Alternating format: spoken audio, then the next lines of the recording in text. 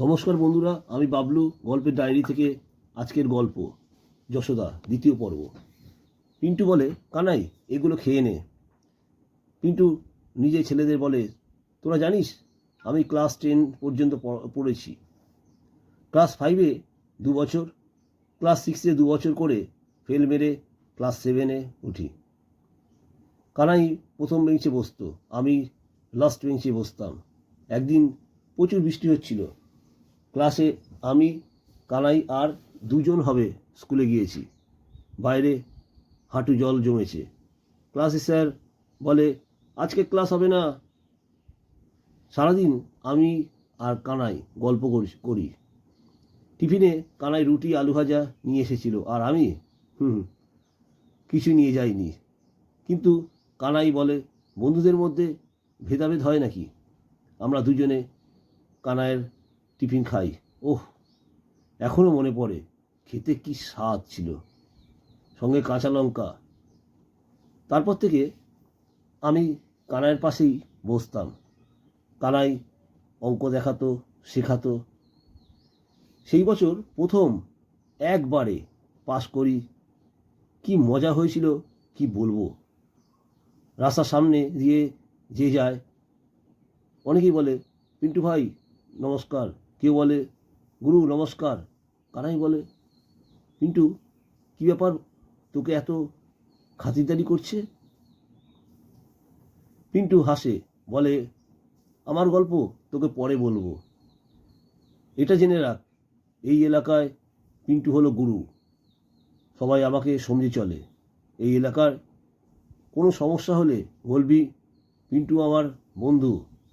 কারোর বাপের সাহস নেই তোর দিকে তাকাবে। পিন্টু নিজের চেলাদের বলে, ভালো করে দেখে নে, কানাই আমার জিগরি দোস্ত। চেলারা আওয়াজ দেয়, ওকে গুরু।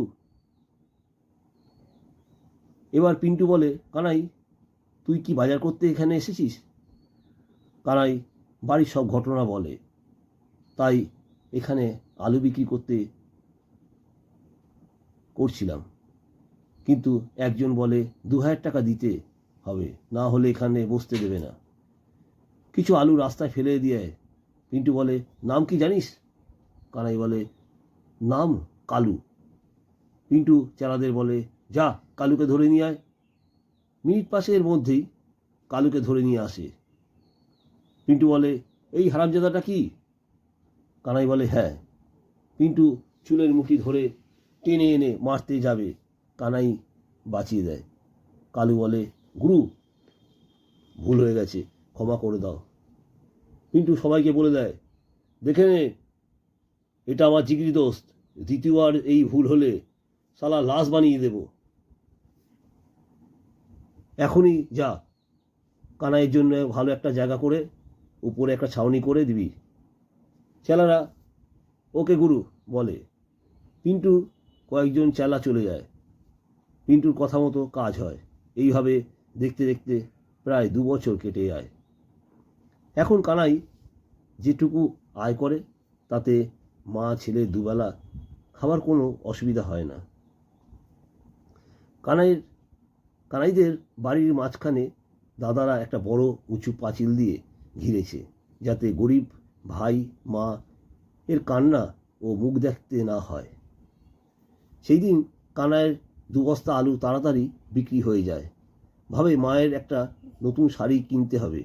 তাই বাজারের ভেতর দিয়ে শর্টকাটে বেরিয়ে যেতে একটা বড় ময়লা ফেলার ভ্যাটকে পাশ কাটিয়ে যেতে গিয়ে কানাইয়ের চোখটা ময়লা ফেলার ভ্যাটের দিকে যায়। কি যেন নিজে থেকে নড়ছে। আশপাশে বেশ কিছু মানুষ দাঁড়িয়ে দেখে। 2-4 জন পিন্টুর চেলা বলে, কানাইদা কোনো প্রবলেম? কানাই ব্যাপারটা দেখায়। একজন সেটা তুলে এনে প্লাস্টিকের প্যাকেটটা ছিঁড়ে দেখে ভিতরে একটা বাচ্চা। বাচ্চারা চোখ বন্ধ করে আসে। সামনে একটা ডাক্তারের চেম্বার। কানাই বলে, কানাই আর কয়েকজন বাচ্চাটাকে নিয়ে যায় বেঁচে আছে কিনা দেখতে। কানাই পিন্টুকে ফোন করে। পিন্টু আর পিন্টুর ছেলেরা চলে আসে। ডাক্তার পিন্টুকে বলে, কন্যা সন্তান ভালো আছে, একটা বড় তোয়ালে আনতে হবে। পিন্টুর টাকায় তোয়ালে ও 2-3টে জামা চলে আসে। বাচ্চাটা শরীর এবার গরম অনুভব করে, মাঝে মাঝে 2-1বার চোখ খুলে তাকায়, আবার বন্ধ করে দেয়। খবরটা থানায় গিয়ে যায়। পিন্টু বলে, কানাই, গুরু এই বাচ্চাটাকে নিয়ে গিয়ে মানুষ করো, একটা বড় অফিসার বানাবি। কানাই বলে, তা কি করে সম্ভব? আমার না আছে চাল, না আছে চুলো। মা যতদিন বেঁচে আছে ততদিন দুবেলা রান্না খাবার খেতে পাচ্ছি, চোখ বন্ধ করলে কি হবে কে জানে। ডাক্তারবাবু কানাইকে বলে, কেন, সমাজের ভয় পাচ্ছ?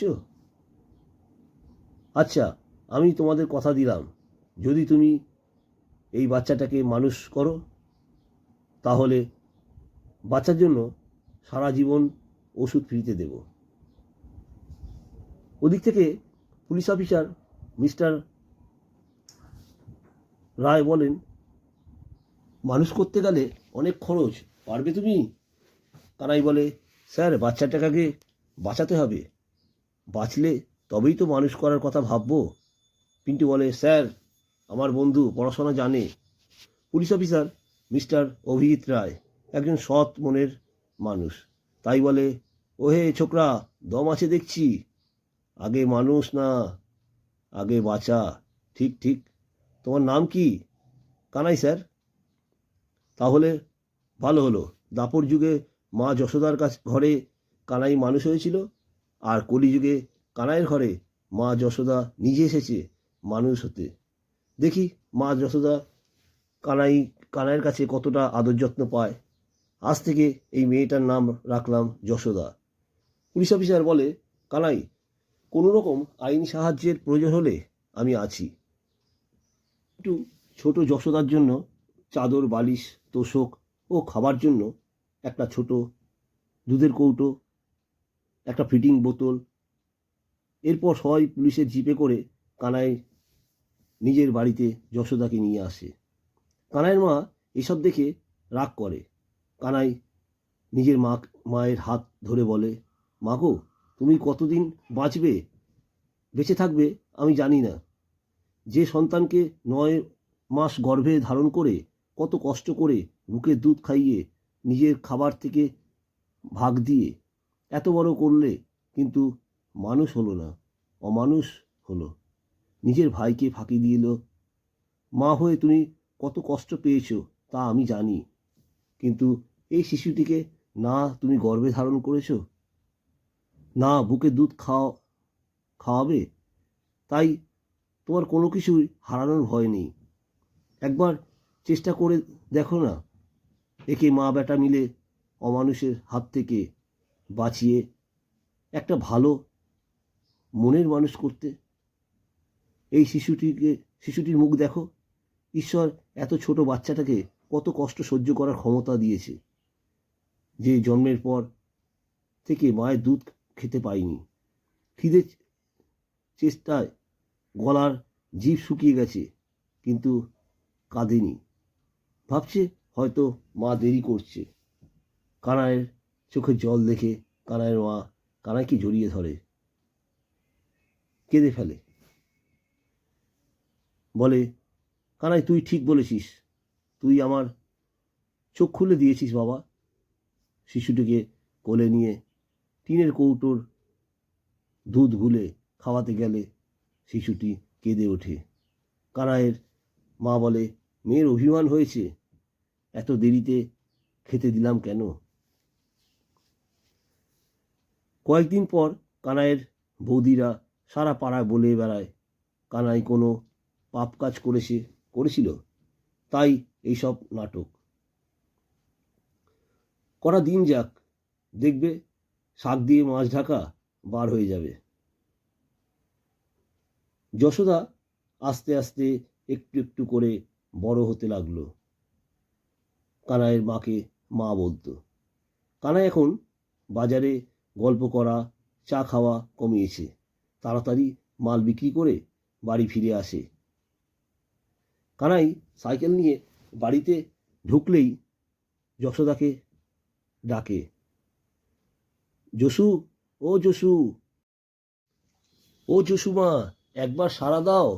দরজার পিছনে যশোদা লুকিয়ে থাকতো, ফোকলা দাঁতে হাসতো। কানাই ইচ্ছা করেই খুঁজতে যায়, আমার ছোট মাটা কোথায় গেল, আমার কথা শুনতে পাচ্ছে না। কানাই যেই দরজার কাছে যায় তখনই হালুম করে বাঘের আওয়াজ করে যশোদা। কানাই ভয় পেলেই যশোদা খুশি। কানাই দেখে মার এত বয়স হয়েছে কিন্তু সবসময় হাসি খুশি থাকে এই যশোদাকে নিয়ে। মা মাটি দিয়ে পুতুল আর কত কি খেলনা তৈরি করে রোদে শুকিয়ে তাতে লাল কালো রং দিয়ে সুন্দর করে তুলেছে। যশোদা কানাইকে বাবা বলে জড়িয়ে ধরে, হাতটা ধরে দেখায়, দেখো কত পুতুল মা করে দিয়েছে। কানাই বাজার থেকে আজ দুটো বই কিনে নিয়ে এসেছে, এবিসিডি ও পশু পাখির নাম, ফলের নাম। যশোদা পড়াশোনা করতে খুব ভালোবাসে। এখন 3 বছর হতে চলল কানাইয়ের কাছে শিক্ষার হাতে খড়ি। যশোদা এখন অনেক কিছুই বলতে পারে ও লিখতে পারে। আজ প্রথম কানাই স্কুলের ড্রেস পরিয়ে যশোদাকে স্কুলে পৌঁছে দেয়। যশোদা দেখে কত মানুষ, কত বাচ্চা। ক্লাস শুরু হতেই অনেক বাচ্চা কাঁদতে থাকে। যশোদা বলে, তুই কাঁদছিস কেন? কাঁদিস না। টিচার যশোদাকে বলে, তোমার নাম কি? সবাই কাঁদছে, তুমি কাঁদছো না কেন? যশোদা বলে, বাবা বলেছে জসু, জীবনে ছোট বড় অনেক কষ্ট আসবে, তখন কেঁদে ফেললে চলার পথটা পিচ্ছল হয়ে যাবে, সামনে এগাতে গেলে পা স্লিপ করে পড়ে যাবে, তাই কষ্ট করে হাসি মুখে সমাধান করতে হবে।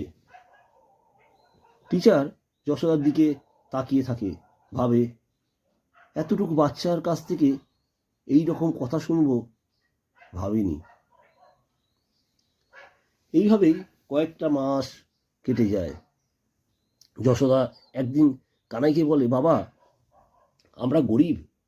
কানাই বলে, জসুমা আমরা গরিব, আর গরিবদের বেশি ভালো করে পড়াশোনা করতে হবে, কারণ তুই পড়াশোনা করে চাকরি করে বড়লোক হবে।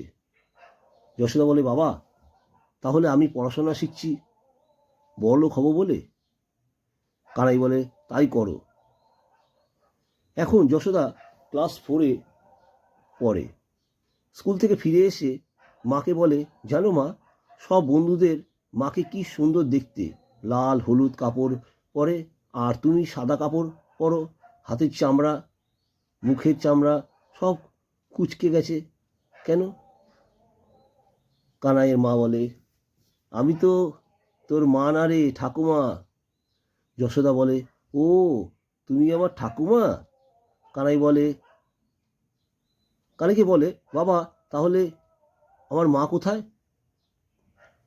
কানাই জানে এই বয়সে আসল সত্য কথা বলা ঠিক হবে না, তাই বলে, জসু মা আমার কাছে আয়, তোর মা একটা বড় অফিসে কাজ করে, তাই বিদেশে থাকে, তুই বড় হলে এখানে তোর মা আসবে। তাছাড়া এই বেড়ার ছাউনি দেওয়া বাড়িতে আমি তোর মাকে এনে কষ্ট দেব না, বড় পাকা বাড়ি বানাবো, তখন জসু তোর মাকে আনবো। তাই তো জসুমা, আমি ঠিক বলেছি? যশোদা বলে, তাই ভালো হবে বাবা। গল্পের পরবর্তী অংশ আমার গল্পের ডায়েরি থেকে আগামীকাল শোনাবো। আপনাদের মতামত আমাকে নতুন গল্প লিখতে অনুপ্রাণিত করবে। নমস্কার।